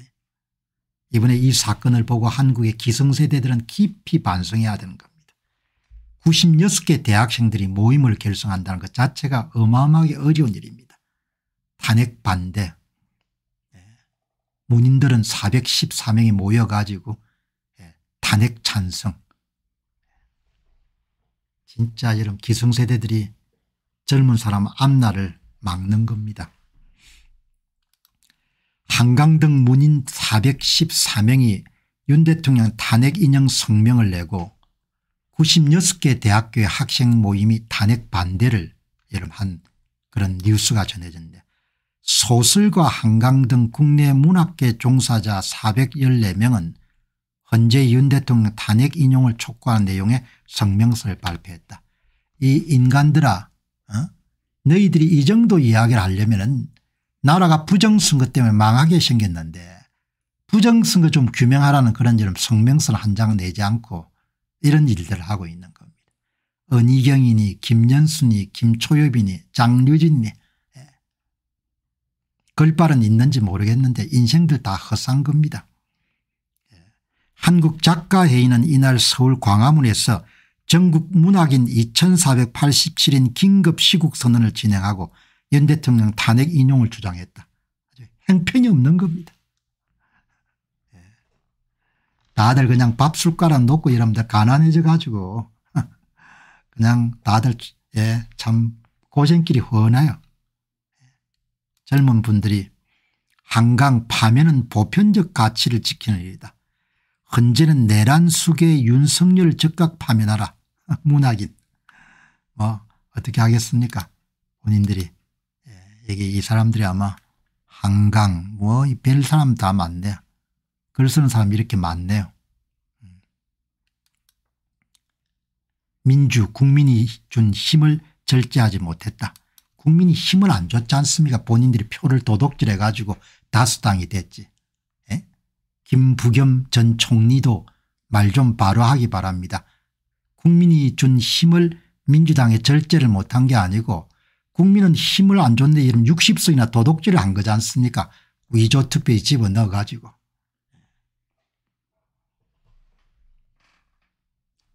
야당 한덕수 재탄핵 나서나 마흔역 임명 안 하면은 파면 사유다. 그래 파면해라. 파면해봐라. 이제 국민들이 전부가 다 민주당이 부정선거의 이런 중심에 있다는 걸 다 알게 됐으니까. 전부 다 이런 국회의원들이 한 명당 평균 10,000표 정도의 위조투표를 받은 거지 않습니까? 내가 뭐 거짓말할 사람입니까? 여기 보시면은 지식인들이 좀 심합니다. 여기 보시면은 여러분들 기본적으로 사람은 유전자 속에 좌익 색채가 굉장히 강하죠. 왜냐하면 우리가 인간이 진화 과정을 겪어오면서 대부분 공동으로 생산하고 공동으로 분배하는 그런 역사가 굉장히 깁니다. 그거를 제도학파의 더글라스 노울스라는 사람은 시간을 인류 역사를 24시간 정도에 비유하게 되면은 인류의 선조들이 걸어온 23시간 57분 정도가 대부분 함께 모여 가지고 집단으로 수렵하고 채집하고 나누어 먹는 공동생산 공동분배가 우리 몸에 굉장히 짙게 체화가 되어 있는 거죠. 저 같은 사람은 그러면 어떻게 우익이 됐느냐, 우파적 세계를 갖게 됐느냐. 한국적인 토양에서는 굉장히 쉽지 않은 사례죠. 첫 번째는 사업가 집안에 태어났기 때문에 시장을 좀 간접적으로 이해를 한 거고, 그다음에 이러면 생물학적 유전자 자체가 상당히 개인주의적 성향이 강한 것 같고, 그다음에 이제 공부를 하면서 뭐죠? 좌파가 전부가 다 거짓이고 사기란 걸 알게 된 거죠. 그래서 이제 개인적으로 그걸 극복한 겁니다. 여기 보시면은 제도학파로 노벨 경제학상을 수상한 한 분은 더글라스 노울스입니다. 인간의 본능을 23시간 57분이라는 표현을 사용합니다. 정말 오랜 세월 동안 공동생산과 공동분배에 익숙한 유전자로 무장되어 있다는 겁니다. 때문에 진정한 자유주의가 되기 위해서는 지적인 노력과 사유, 경험을 통해서 깨어나는 그런 계기가 있어야, 그래야 여러분들 좌파 생각에 젖지 않는 거죠. 여러분 이렇게 질문 던지니까 글록스리가 칼같이 이야기해 줍니다. 말씀하신 내용은 제도학파 경제학자인 더글라스 노울스 같은 인물을 염두에 두신 것 같습니다. 그는 인간의 행동과 제도가 역사적 맥락과 진화적 유산에 깊이 뿌려박고 있다고 보았습니다. 23시간 57분이라는 표현은 하루 24시간 중 거의 전부를 차지할 정도로 공동생산과 공동분배의 본능이 인간의 유전자에 강하게 각인되어 있다는 것입니다. 이 관점은 인간이 수십만 년간 수렵 채취 생활에서 협력과 공유를 통해 생존해왔다는 진화적 배경을 가정한 겁니다. 이 주장에 따르면 사람은 태어날 때 디폴트 기본값이 집단주의적 본능에 가깝고 진정한 자유주의나 개인주의는 그 본능을 넘어서는 후천적 깨달음과 노력이 필요한 덤입니다. 그래서 이런 작가들이 대부분 좌익적인 사상으로 흐를 수밖에 없습니다. 시장을 이해하려고 하는 노력을 기울여 본 적이 없기 때문에 시장을 직접 체험할 수 있는 그런 경험들이 자기 인생에는 없었던 겁니다. 지식인들이 다 마찬가지입니다. 지식인들이 약간 빼딱하게 좌파적 사고에 익숙한 것은 그냥 본능에 충실하게 살아가는 겁니다. 저 같은 지식인은 본능을 깨우치는 그런 좋은 기회를 가졌기 때문에 그렇게 전환이 된 거죠. 우리가 남이가 그게 이러면 아주 전형적인 좌파 색채의 사고의 기본에 해당하는 겁니다. 더글라스 놀스의 노벨 경제학과 수상식에서 한 표현이 23시간 57분인 겁니다. 어떤 사회가 좌파 사상에 기울지 않게 지적인 노력이나 일을 하지 않으면 그 사회가 그쪽으로 넘어갈 가능성이 높은 겁니다. 지금 40대 50대도 마찬가지인 겁니다. 진짜 이런 불쌍한 거죠. 진짜 여러분들 불쌍하기 때문에 여기에 셰들님께서 저는 아버지가 교사라 어릴 때부터 정치 교육을 잘 받았습니다. 공무원 교사가 많아 친척 분들도 99% 우파입니다. 저는 정교조를 이해하지 못합니다. 부모가 남겨준 셰들님한테 남겨준 큰 유산이네요. 자식들에게 반듯한 세계관, 인생관, 가치관을 물려준 것은 엄청난 이런 유산이지 않습니까? 돈으로 환산할 수 없을 만큼 큰 유산입니다. 저는 아버지한테 직접 여러분들 물려받은 것은 아니지만 사업하는 아버지를 보면서 여러분들 성장하고 지적으로 여러분들 우파적 색채가 강한 그런 문헌들을 젊은 날 만날 수 있었기 때문에 생각이 굉장히 건강하지 않습니까? 피해의식 같은 게 없고 자기 선택권을 존중하고 타인에 대한 배려나 관용이 있고 사실과 진실을 규명하기 위해서 열심히 노력하고 매사를 진실되게 성실히 착실히 축적해가는 그런 부분이 굉장히 익숙하지 않습니까? 그리고 운명에 거친 파고를 헤치고 계속해서 전진하고 성취하는 것은 개인이 결정하고 판단하고 도전하고 행동해야 되는 걸 굳게 믿지 않습니까? 그리고 설령 본인이 기대한 대로 여러분들 성과를 못 이루더라도 다른 사람에게 여러분들 피해의식에 젖어 가지고 책임을 돌리거나 이런 게 없지 않습니까? 얼마나 건강한 생각입니까? 진짜 아름다운 생각인 겁니다. 우파적 생각, 올바른 의미에서 그런 우파적 생각을 가진 사람을 거구라고 생각하는 사람들은 정신이 나간 겁니다. 얼마나 여러분들 건강한 생각입니까?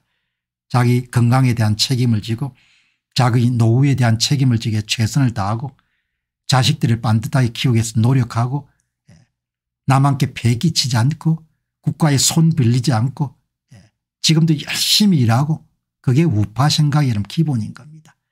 거지처럼 빈대부터가 여러분들 나라 돈 빼먹을 생각하지 말고 사기치지 않고 거짓말하지 않고 그런 거지 않습니까? 저는 오늘 여기에 백일홍께서 공 박사님은 통영의 자유로운 개구장이로 자라서 그렇습니다. 그런지는 모르겠는데 어떻든 간에 그렇게 여러분들 하는 거죠. 그래서 이런 나라가 이렇게 이러면 일어서는데 이 어이없심 같은 것도 다 여러분들 우파적 생각에서 나오는 거지 않습니까? 그러니까 좌파적 생각에 익숙한 사람들 얼굴이 어둡게 보이지 않습니까? 여러분 한번 보시기 바랍니다. 사진 같은 거 보시게 되면은 왜냐하면 사유가 항상 계략을 꿈꿔야 되고 음모, 조작, 사기, 윗선, 거짓 이런 부분에 익숙하기 때문에 얼굴에 그냥 그대로 체득이 되는 겁니다. 국회의원들 한번 보시기 바랍니다. 얼굴이 그냥 뭡니까? 의무한 사람들이 많지 않습니까? 얼굴이 막지 않다는 겁니다. 영혼이 막지 않으니까 다른 사람 덩치는데 이름 익숙하니까 여론이 어떻게 맑겠습니까? 부정선거 이름들 선거 다 도둑질하는데 어떻게 영혼이 맑겠냐 이야기예요. 영혼이 어떻게 맑겠습니까? 영혼이 맑을 수가 없는 겁니다. 도둑질하는데 어떻게 영혼이 맑겠습니까? 저는 이 관점에 상당 부분 공감합니다. 시장경제에 성공하려면 경쟁, 위험 감수, 자기 책임 같은 가치를 내면해야 되는 이것은 공동체적 본능과 어느 정도 상충이 될 수가 있습니다. 어떤 사람이 피해의식이 굉장히 강하다는 것은 기본적으로 공동체적 의식이 너무 강한 겁니다. 자기가 책임질 건 없는 겁니다. 항상 남 때문에 일본 때문에 미국 때문에 내가 어렵게 됐다 이렇게 보는 겁니다. 그럼 대책이 없는 겁니다. 그거는 뭐 약으로 가지고 치유할 수가 없는 겁니다. 예, 약으로 이러면 치유가 안 되는 거예요. 예. 그래서 본능을 이러면 극복하려고 하는 피나는 노력이 있어야 되는 거죠.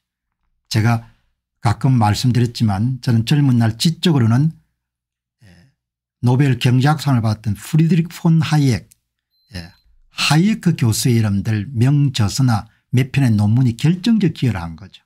완전히 생각을 바꾸는데.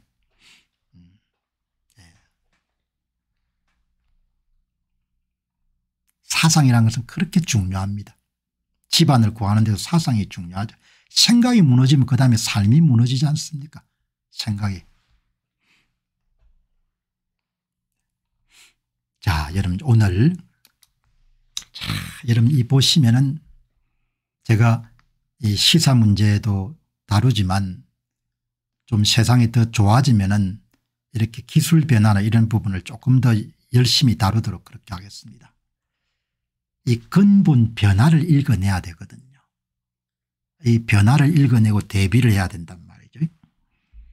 오늘 참 중국에도 인재가 많네요. 아주 나이가 얼마나 된지 모르겠는데 장야친 칭화대 인공지능 산업연구원 원장이네요. 경력이 어마어마하게 화려하네요. 바이두 총재, 마이크로소프트 차이나 회장, 딥시크가 챗GPT 이후에 가장 중요한 혁신이다. 일반 인공지능 시대가 15년은 걸릴 것이다. 여러분 이런 걸 소개하는 것도 보시면은 방송을 진행하고 있는 제가 갖고 있는 삶에 대한 태도를 반영하는 거지 않습니까? 뭐든 앞서가는 사람에게 배우려고 하는 자세가 있기 때문에 이런 인터뷰를 소개하는 거거든요. 그리고 제가 소화한 내용이 귀한 시간을 들여가 이런 방송에 함께 하시는 분들이 더 이렇게 개화되고 계몽되고 기회를 잡는 데 도움이 될 수 있다는 생각이 들기 때문에 아주 중요한 인터뷰를 했네요. 어마어마한 내공을 가진 사람입니다. 2017년에 한국에 와가지고 과거 정기기관이 새로운 산업의 동력이 됐던 것처럼 앞으로는 인공지능이 미래 산업의 동력이 될 것입니다. 2017년에 한국에 와가지고 한 주장입니다. 대단하죠. 중국이 난 IT 천재라는 그런 이름을 받는 분이 아마 이 장야친 신 모양입니다.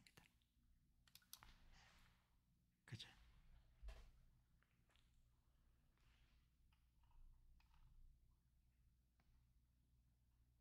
인터뷰에 상당히 중요한 내용을 많이 담고 있는데요.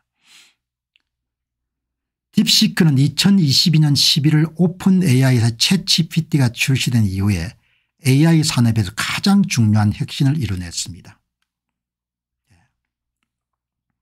알고리즘, 아키텍처, 엔지니어링, 제품, 오픈소스 비즈니스 모델 등 다양한 분야에서 엄청난 혁신을 이룬 세계가 바로 딥시크입니다. 출시 일주일 만에 전 세계에서 1억 명의 사용자를 확보했습니다. 소비자를 대상으로 한 AI 제품 중 가장 빠른 속도입니다. 딥시크의 성공과 함께 더 높은 효율성과 고성능 오픈소스를 특징을 하는 대규모 언어 모델과 생성 AI가 본격화되고 있습니다.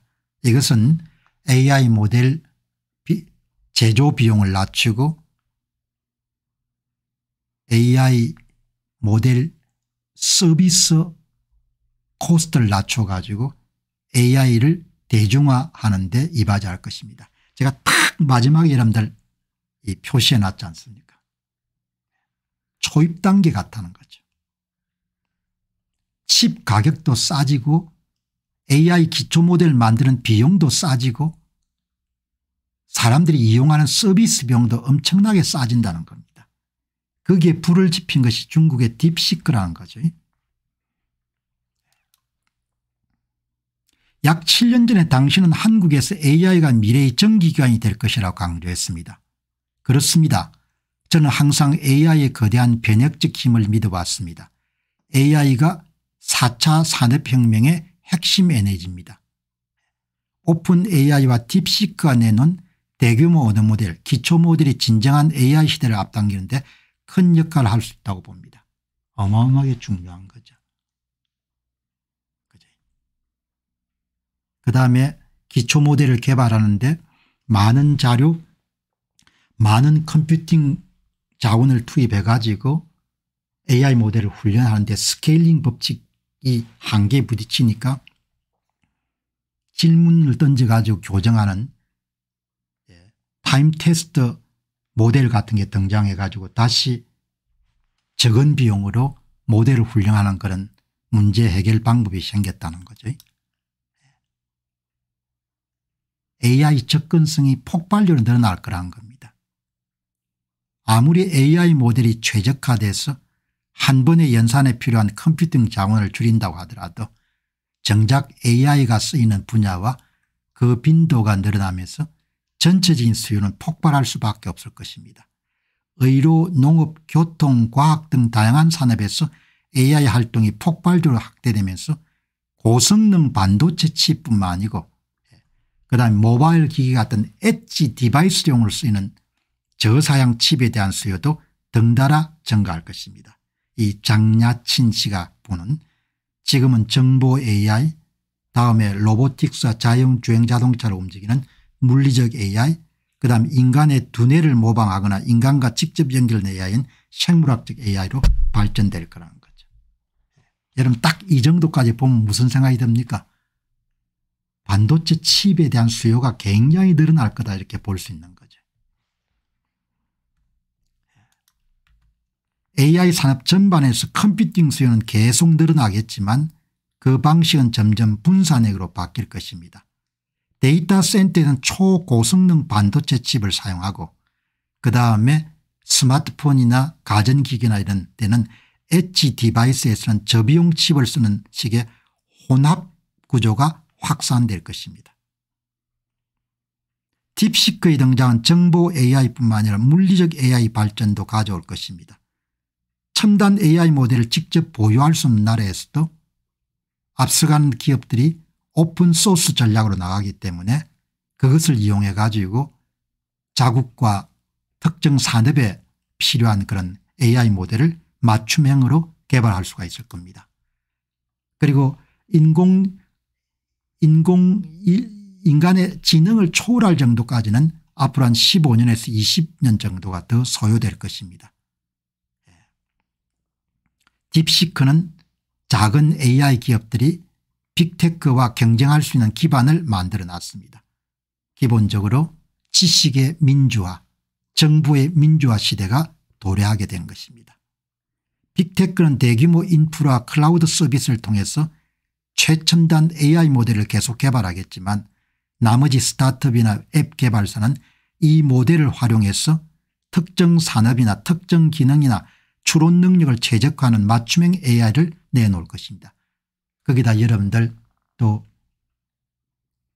프로그램을 담당하는 그런 AI 에이전트가 많은 인력이 필요 없을 정도로 그런 프로그램을 이런 대체해버리기 때문에 훨씬 더 활성화되겠죠. 한국은 참 좋은 인프라를 갖고 있는 겁니다.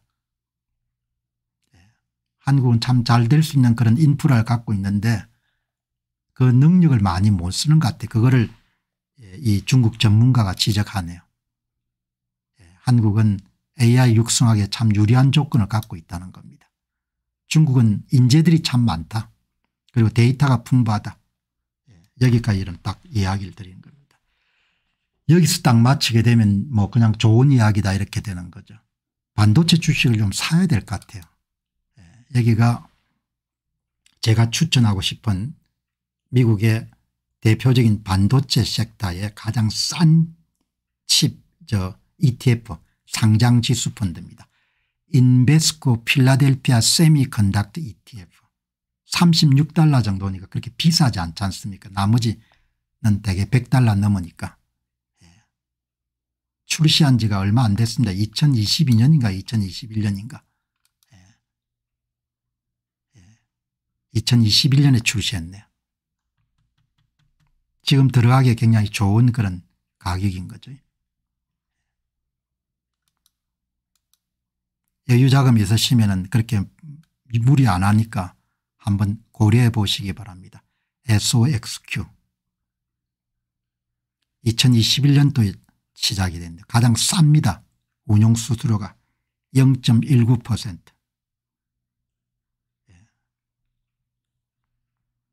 굉장히 좋은, 반도체는 특정 분야에 대한 지식이 없으면 들어가기가 힘드니까 그냥 그런 분들은 이 인베스코 SOXQ를 여러분들 한 36불이면 얼마 정도 됩니까? $40 정도 되면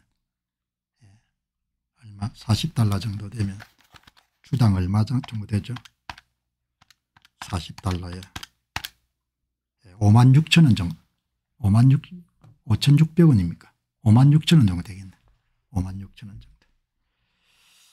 자, 여러분 가장 여러분들 권하 있게 한 10년이나 20년 정도 시간 두고 이걸 착실히 사모으면 굉장히 좋겠다. 다른 거 보면 압도적으로 좋은 5만 원 정도 되겠네. 한 주, 두 주 사모으는 겁니다.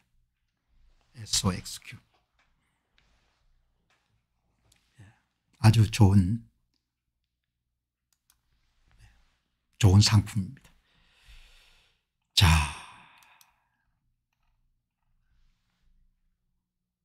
여러분 오늘 선거 문제 비중이 좀 작은데 선거 문제 들어가기 전에 열심히 살아야 되지 않습니까? 일 많이 해야 되는 거죠.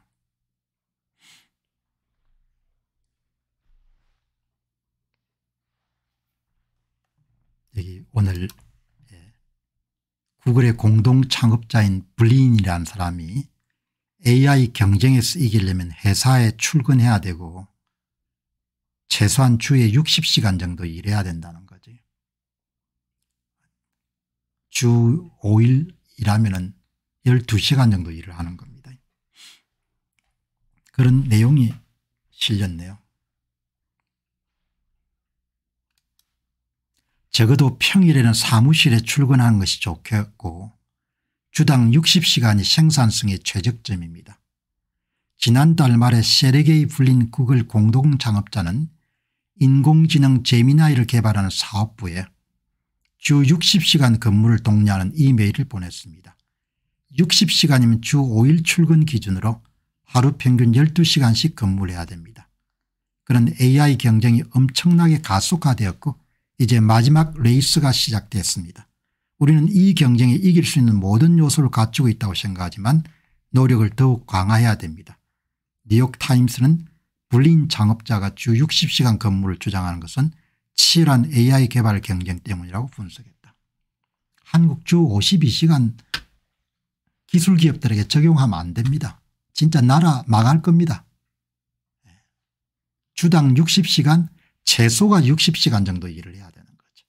최대는 뭐 각자의 이런 건강에 따라서 책임을 져야 되고. 여러분 업무라는 것은 임계점이 있지 않습니까? 임계점을 넘어야 그때 재미도 생기고 생산성도 향상되고 성과도 나오거든요. 그 재미를 넘었을 때까지 일을 해야 되는 거예요. 그 재미를 넘어서는 것이 어떤 사람은 주 60시간이 될 수 있고 어떤 사람은 주 70시간이 될 수 있는 겁니다. 무슨 과로사회 뭐 독일 여러분들 무슨 한국계 학자가 무슨 과로사회 이렇게 해서 유행을 하는데 그게 다 이런 뭐죠. 좌파 진영에서 만든 일종의 이데올로기지 않습니까? 일의 과로란 게 어딨냐 이야기죠. 본인이 몰입하게 되면 일만큼 재미있는 게 어딨냐 이야기입니다. 그러니까 세상에 쏙지 않아야 되는 거 지식인에 쏙지 않아야 되는 겁니다. 독일에서 무슨 공부하던 사람이 뭐 얇은 책을 무슨 과로사회다. 어떤 사람은 과로가 되겠지만 어떤 사람은 재미가 될 거 아니에요 일이. 이렇게 일을 안 하면은 패배하는 겁니다. 제가 여러분들 젊은 날부터 일을 많이 해봤기 때문에 일을 어떻게 해야 생산성이 오르고 재미가 있고 성과가 나오는지 알지 않습니까? 일은 찔끔찔끔하면 성과가 나오지 않습니다. 찔끔하면 생산성도 향상되지가 않죠. 찔끔하면 재미도 안 생깁니다. 임계점을 넘었어야 되는 거죠. 그래서 좌파 정부가 참 위험한 겁니다. 여기에 보시게 되면은 빅테크와 스타트업들이 하루 건너 신제품을 선보이면서 속도전과 순위전을 동시에 벌이고 있기 때문입니다. 제품 나오면은 AI 모델은 바로 평가를 받지 않습니까? 경쟁 제품하고. 오픈 AI가 12월에만 12개 서비스를 내놨는데 AI 모델이 출시되자마자 성능 비교가 가능해지면서 경쟁이 더 치열해졌고 직원의 업무 강도가 강해졌다. 어떤 사람은 이런 걸 보고 노동력을 착취한다고 생각하겠죠. 그렇게 생각하면 그 사람을 설득할 그런 여지는 없는 거죠. 그렇게 생각하는 사람은 할 수 없는 것이고. 다르게 생각해보면 근로자가 자기 자신을 개발하는 것을 볼 수 있지 않습니까? 회사가 제공하는 프로젝트를 통해서 자신의 기술과 지식을 연마하는 장으로도 볼 수 있지 않습니까? 그렇게 생각 안 하면은 그러면은 생존하기가 힘들죠. 이렇게 돌아가는 겁니다. 그러니까 세상 물정 모르고 그냥 살면은 그래서 삼성전자가 저렇게 비실비실 하는 겁니다. 지금. 이렇게 달리는 사람들하고 이런 보조를 맞춰야 되는데 보조가 맞추지 않을 거 아닙니까? 엔비디아가 삼성하고 일어나면 학을 뗐을 거예요. 왜? 사람만 콜하면 그 사람은 쉬고 있을 테니까. 왜냐하면 뭐 주 52시간에 걸려가지고. 다 넘어가는 겁니다. 기본을 모르면은 여기 보시면은 주당 60시간의 생산성이 최적점이다. 그거는 본인이 알아서 판단하는 것이고 저는 60시간도 작다고 보니까 마윈이 996 오전 9시부터 밤 9시까지 주 6일 근무는 축복이다. 그럼 미친 사람이라고 보겠죠. 그런데 중국 사람들이 이렇게 근무하고 있을 거라고요. 엔지니어들이. 구글이 재택근무 때문에 AI 경쟁에서 밀렸다. 에릭 슈밋 구글 전 CEO 뭐 이렇게 이야기하게 되면은 자본가의 이익을 대변한다 그렇게 욕을 하겠죠. 욕을 하면 할 수 없는 거고 그럼 뒤떨어지는 겁니다. 우리는 오전 3시 14분에도 일하는 사람들이다. 글레그 양 XAI 공동 창업자. 이런 공동 창업자가 있기 때문에 일론 머스크가 여러분들 크게 신경 쓰지 않더라도 돌아가는 겁니다. 이런 임계점이 있는 거죠. 임계점. 임계점을 넘어야 성과도 생기고 생산성도 향상되고 업무 몰입도도 증가되고 그리고 여러분들 뭐죠? 재미도 생길 수 있는 거죠. 그러니까 그렇게 안 하면은 그럼 뭐 낙오되는 겁니다. 뭐 어떻게 하겠어요. 오픈 AI에서는 주 6일 출근하며 퇴근 시간을 한참 넘겨서까지 일하는 것이 흔한 풍경에 당연한 일이죠. 경쟁이 얼마나 치열한데 제미나이 직원들이 버그를 수정하려고 주당 100시간 근무해서 120시간의 근무 시간을 늘렸습니다. 그 덕분에 열흘 만에 문제의 80%를 해결할 수 있었습니다. 이렇게 일을 하니까 삼성이 떨어질 수밖에 없는 겁니다. 뭐 이런 이야기를 하게 되면 또 부정적으로 보시는 분도 안 있겠습니까? 각자가 알아서 선택하는 거고 최소한 내가 젊은 날부터 일을 해온 것은 일이라는 것은 임계점을 돌파해야 그때야 재미도 생기고 몰입도도 생기고 성과도 생기고 생산성도 오른다. 그리고 기량도 향상이 되고. 여러분들이 보시게 되면은 이런 방송을 거의 매일 하지 않습니까? 어떤 분들은 사람을 불러가지고 대화 나눈 방송도 많지 않습니까? 이런 방송을 치고 나갈 수 있는 힘이 어디서 나오겠습니까?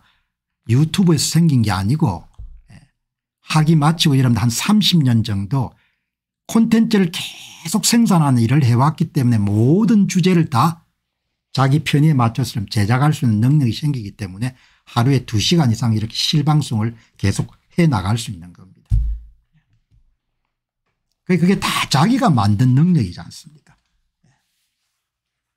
여러분들이 그 개인 실방송 하는 사람들이 계속 하지 못해서 다른 아는 방송을 많이 하는 사람들은 소재가 부족하기 때문에 그렇게 할 거거든요. 소재가 부족할 수밖에 없죠. 지적 훈련이 잘 안 돼 있을 때니까. 오전 3시 14분에도 일하는 사람 손들으라는 의미에 여기에 저는 오전 3시 16분인데 일하고 있다. 이런 이야기가 나오지 않습니까?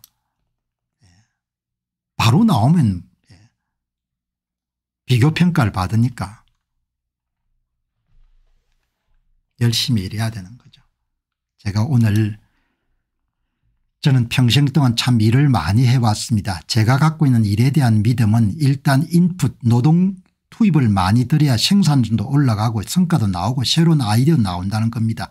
일에 몰입하는 것은 그 어떤 재미보다도 강력한 중독 효과가 있습니다. 일단 일을 많이 해야 그래야 그다음에 생산성 재미 성과 아이디어 창출 등이 모두 따릅니다. 그리고 임계점을 넘었어야 그다음에 모든 것이 손에 들어옵니다. 일을 적당히 적게 하면 재미 생산성 성과 모두 나올 수 없습니다. 어떻게 생각하시오? 이렇게 글로와 함께 물어본 겁니다. 내 생각을. 말씀하신 내용은 일에 대한 깊은 통찰을 담고 있습니다. 노동 투입량과 생산성 창의성 성과 사이의 관계를 강조한 지점이 특히 인상적입니다. 저도 기본적으로 동의하는 부분이 많습니다. 일을 많이 하다 보면 단순히 시간만 채우는 게 아니라 몰입 상태에 도달할 가능성이 커지고 그 과정에 새로운 아이디어가 샘솟고 성과도 자연스럽게 따라오는 경우가 많습니다. 임계점이 사람마다 다르겠지만 일단 일을 많이 해야 된다는 거죠. 오늘 방송 보시는 분들 가운데 젊은 날 일 많이 하신 분들 많을 겁니다. 뭐 그때는 그게 당연하게 여겼습니까? 요령껏 일하게 되면 다음에 깝깝해지는 거죠. 여기 백경님이 일 많이 한다고 죽는 법은 없습니다. 안 죽죠.